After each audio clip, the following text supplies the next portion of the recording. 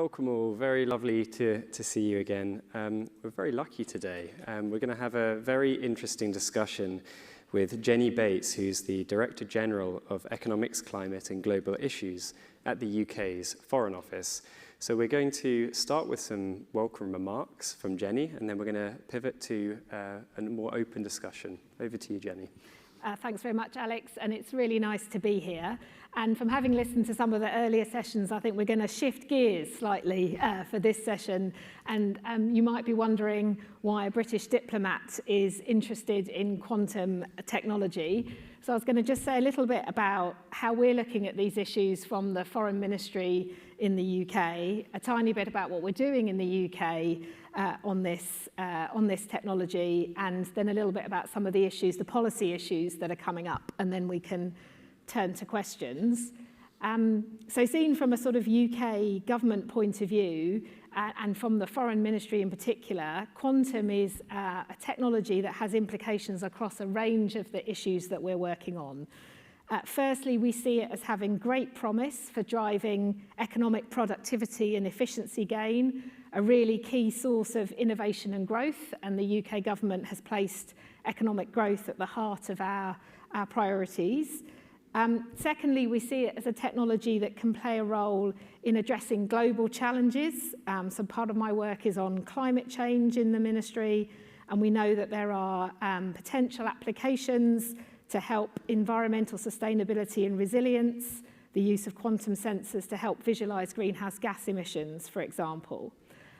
Thirdly, we see it as a technology that has implications for our security and defense, either by strengthening our existing technologies or adding new capabilities, including, for example, the development of resilient position, navigation and timing systems. And more broadly, we are the Foreign, Commonwealth and Development Office, and we really see this technology as having capabilities that can help with some of the wider societal challenges. So you think about healthcare, earlier diagnosis, and some of those can really be of benefit to the wider developing world as well. So across the breadth of what we're doing in the ministry, we see this technology as an exciting opportunity. Just briefly on the UK and how we're focusing on this technology, we know it's an earlier stage technology than some of the other frontier technologies like AI that we work on. The UK has a great base in being a world leader in this technology. We have world-leading research where we rank third globally for quality and impact. We have a venture capital industry that is mobilizing investment in quantum. But the UK government, the new UK government as well, has made quantum a real priority of it at the heart of its new industrial strategy, is continuing to invest in quantum. For example, announcing £100 million in 5 new quantum research hubs to develop the technology. We've opened a National Quantum Computing Centre in October, and there's investments going into skills, particularly the development of PhDs in the UK. So lots of support from the government. One of the policy issues that I just wanted to touch on that's coming out of all of that focus on this technology is around how we develop this in a responsible way. And we're spending quite a bit of time in the ministry and with partners across government and the industry working on standards and principles. So we have a responsible quantum industry forum in the UK that is working on some responsible innovation principles that it recently published. And we have a quantum standards network that brings together lots of the different players in the UK thinking about quantum technologies. Our role in the ministry is to break that conversation out internationally. We do this in a number of different forums. So we've been in conversations at the OECD, at the World Economic Forum, and even through NATO in terms of how we're developing those kind of standards internationally. So it's great to be here with you today, and it's really great to see some of the excellent UK quantum companies here at this conference. I would encourage you, take this opportunity for you to visit the UK Pavilion, meet some of those companies, and I really hope that some of you will attend the address tomorrow with Professor Simon Benjamin of Oxford University, and I'm really looking forward to the conversation that we have today. Thank you. Wonderful, thank you so much, Jenny. And so where I'd really like to start, and I don't know if you have felt it in the room over the last year, there's been a lot more excitement around quantum. But I also love when we get people coming outside of the quantum community and coming to talk about it. And what I'd love you to give a sense to everyone here today is just how much of your time does quantum take up compared to all of the other responsibilities that you have? Yeah, I mean, I think it's a really, really good question. So I have quite a broad responsibility in the ministry across science and technology, but also economics and climate change. And we're working very closely with our key ministry, the Department of Science and Innovation in the UK. And they very much lead on the domestic investment and some of the engagement with industry. But I would say that emerging technologies generally, and quantum specifically, is a growing part of the diplomatic conversation. For the UK, quantum is really important, as I've mentioned, given the strengths that we have in this area in the UK, and it being a core part of the government's industrial strategy. So it is a growing part of the conversation. It's a building part, actually, of what the developing world wants to talk to us about in terms of the partnerships that we're building as well. So it's a growing part of what we're doing, and I think that will continue going forwards. Great, no, that's wonderful to hear. And I'd love to understand, give us an example of some of the conversations that you are having, maybe an example country and maybe an example issue, to just give people a flavor for what that actually works out as in real life. Yep. So, I mean, I think there's certainly since there's probably a couple of different ways that it's coming up. So one conversation that I've been having quite a lot since I've been here in the US is around how we can develop the growth agenda, how we can have more investment coming into the UK, how we can develop partnerships between the strengths that we have in the UK and with key partners here. I think if you're thinking about the developing world, then the conversations are much more about access to technology, how we can support with capacity building, how we can be bringing some of the expertise that the UK has in these sectors, but also, interestingly, a growing conversation about the points I mentioned around how we do this in a safe way and how we build approaches that build in sort of principles and standards, and many of those partners really wanting to have a voice in those conversations, even where they don't necessarily have all of the capability and the technology at home. So we talk sometimes in these conversations about being a maker or a taker.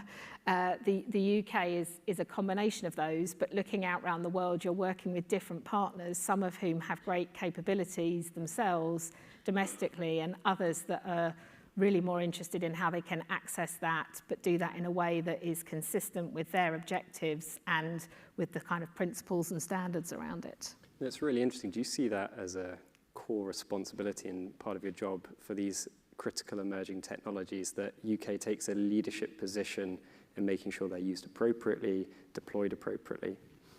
I think, yes, definitely. The UK, I think across this suite of emerging technologies, I mean, more broadly, some of you may have heard about some of the work we've been doing on AI safety in the UK, for example.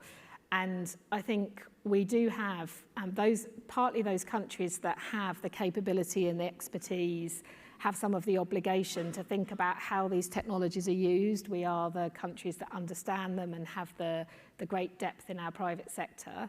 But I would also say that it's one of the areas where the UK brings something to the international system more generally. We are seen as a country that believes in the international rules, in building standards and norms. We've done that in other areas throughout our approach as a country in other sectors, and there are partners that are definitely looking to the UK to be part of how we shape that conversation. So, as I mentioned, we're doing work at the OECD. That generally is with the membership of the OECD, but we're also, who are the more advanced economies, but we're also having conversations, in the UN system and with that wider community. And I definitely think that partners look to the UK for some leadership on this.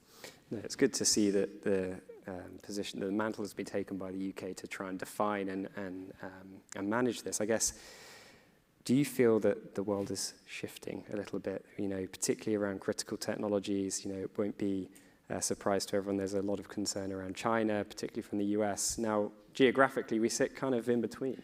And how does it actually play out in reality? Yeah. So this is another really big part of the conversation that certainly that foreign ministries are having around critical technologies. I think the way we approach this issue is we have diagnosed in the UK, as many other countries have, that we are in an era now of greater geopolitical competition. We published a document a few years ago, our integrated review, which is when we really step back and assess the world, and we diagnosed greater geopolitical competition, that this is a structural change in the global system, particularly with the competition between the US and China, but also with a wider number of actors, middle ground powers, more emerging powers. I think we also see that technology is one of the frontiers where that competition is playing out. So we do think that technology, if it ever wasn't, has certainly become a geopolitical issue. And we need to think about how the UK can navigate through that, as many other partners are thinking too. So whether that's welcome or unwelcome news, our view is that this geopolitical context is going to be with us for some time. And so we need to think about the deployment and use of technologies in that context. Okay, so it's a reality we've got to face. So tell us a little bit more around the relationship, given where we are, on the West Coast. Tell us about the relationship the UK has with the US as it relates to quantum. Clearly, there's been discussions at the Senate level around the reauthorization of a national quantum initiative. We've just, maybe 1 year ago, the UK announced £2.5 billion. How does those conversations go? Yeah. So, it starts from the broader context that we have a very deep and broad relationship with the US across the breadth of defense, security, economics, every aspect of what we're doing. And I think in the technology space, part of that is around how we can deepen and strengthen the links between the UK and the US, foster mutual collaboration. In the context of geopolitical competition, though, we are having to think in greater ways about how to do that in a way that ensures that we are achieving our broader national objectives. I think it's fair to say, and you will have seen this, that the US is more focused on how we manage the risks around that, how we develop these technologies in a way that sort of reinforces national security, and we have a lot of conversations with our US counterparts about that. I think we very much see ourselves as a trusted partner of the US and one that collaborates very closely across the breadth of these technologies. But we also recognise that in this world, that's going to mean we're going to need to collaborate on safety and on national security aspects of this, as well as the foundational technologies themselves. So we have a very deep conversation with our US colleagues on this. I guess the other bit I would add is that from a UK perspective, this is about a range of partnerships as well. And so part of what we're doing is building our bilateral relationships with other key players in Europe and other places too. Great, thank you. The things I'm quite interested to dig into, and it kind of goes back to the previous point about the geopolitical angle. A couple of countries, so examples are in Germany, in Europe, for example, are picking their local players and providing direct funding to them. The US, on the other hand, is providing support, but it is, spread a bit more broadly. The other context here is that the UK isn't going to win at everything, but it can win at a lot of things. So how are you striking that balance, and how much is your role in that versus letting it play out? Yeah. So this is a very live discussion, and I think one other thing that we diagnose actually more in the economic part of foreign policy is that the world has moved on also in terms of how much use of industrial policy and interventionism there is now by economies. If you think about the US Inflation Reduction Act, some of the policies that have been adopted in Europe, you think about the level of support in China given to some of these. So we are operating in a different kind of global economy from the one that existed perhaps 10, 15 years ago. And again, we have to navigate that space. The UK is different from some of the big economic blocks. We are, our success as a nation has always relied on open trade and investment. We don't think the right strategy is to try and do everything ourselves or onshore everything to the UK. That wouldn't be a successful approach. So we're always looking at how we can build partnerships and do this in an open way.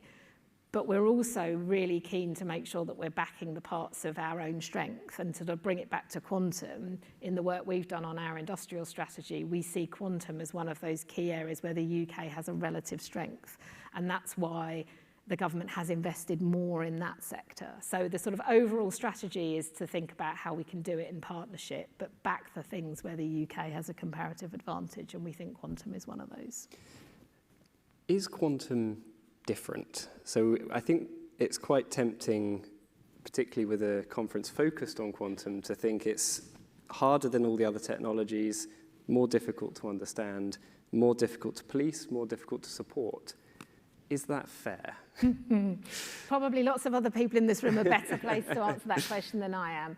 I mean, I think we do, the work we've done is really to focus on those technologies where we see that there are a wide range of use cases, foundational technologies that can be applied across the breadth of both the economic frontier, but also for us as well, thinking about sort of security and defense. And I think quantum is one of those foundational technologies that we think can really have an effect in quite a broad way.